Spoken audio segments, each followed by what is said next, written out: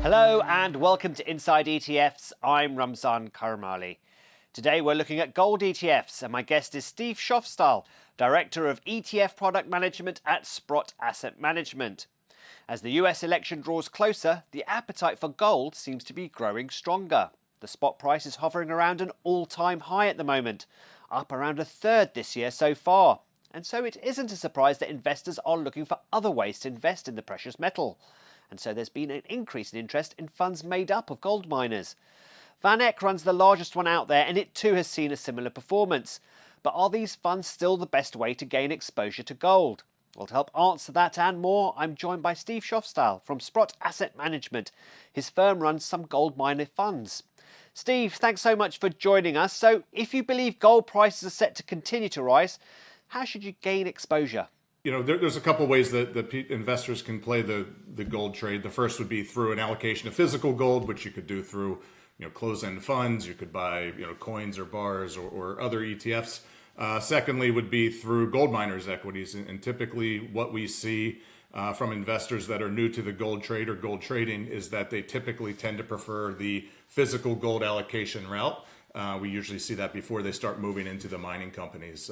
Typically when we look at gold miners, we look at them in two different buckets. We look at the producers and the exploration companies.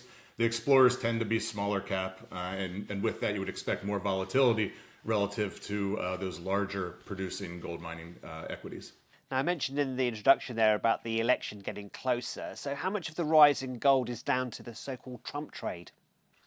So we've actually seen a pretty good run-up in gold well before the election started. And this is actually a run-up that's actually gone now on for several decades, though we've seen a new leg up here as we've gotten up over $2,700 an ounce in US dollars for gold. There's a lot of factors that go into determining gold's value in investors' eyes. And what we see is, things like inflation, which has now been persistent for a number of years across the globe.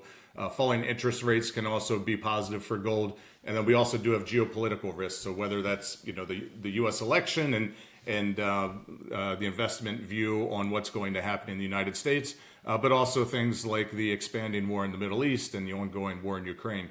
Secondly, we also have another kind of overhang that typically tends to be very supportive of gold, and that is government spending. So anytime we start to see a lot of spending on a government level, gold tends to start to get that look from investors. And the consensus pretty much here in the United States is that regardless of which administration ends up taking over the White House next year, is that we could expect deficit spending to continue for the foreseeable future. How worrying is it, though, that Chinese buying of gold seems to be on the wane at the moment? So their buying of gold at the government level is one that's difficult to track. They do sporadically report what their buying has been, though they're not consistent on, from a central bank perspective, how frequent they're in the market and to which size. What we do see is that outside of China and other parts of the emerging economies, we do see significant buying as it relates to central banks. Interesting enough, this latest move that we've seen in gold, Western investors have, for the most part, been absent from the trade. A lot of it is happening in the East.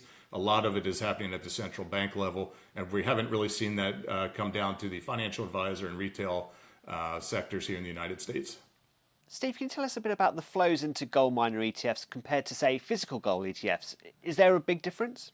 There is. So if you look at the physical gold ETFs, you would see that year to date, there's around $1.8 to $1.9 billion of flows that have come in. In the gold mining ETFs that are out there, you would see that the flows have pretty much been negative throughout the year. Two reasons for that. So one, I mentioned earlier about investors tend to move into physical gold and then on to equities. So we don't think that trade has yet happened yet. Part of the reason for that is as you see a run up in the price of gold, typically it takes a little bit of time for earnings and balance sheets of the gold equities to catch up to that and reflect that. So we do think that over the medium to shorter term, that potential is there for investors to allocate to equities. The other side of that is if you look at the equity universe as a whole, investors have done quite well in broader based strategies like the S&P 500. So they have to weigh the overall market risk in those types of products and investments with the specific risks that we see in the gold mining space. Now, Sprott and other fund providers have main gold miner ETFs and junior miner ETFs. Why do you do this, and what are the fundamental differences? So the main difference will be size of the underlying holdings. So with the producing companies, a lot of times you have much larger market cap.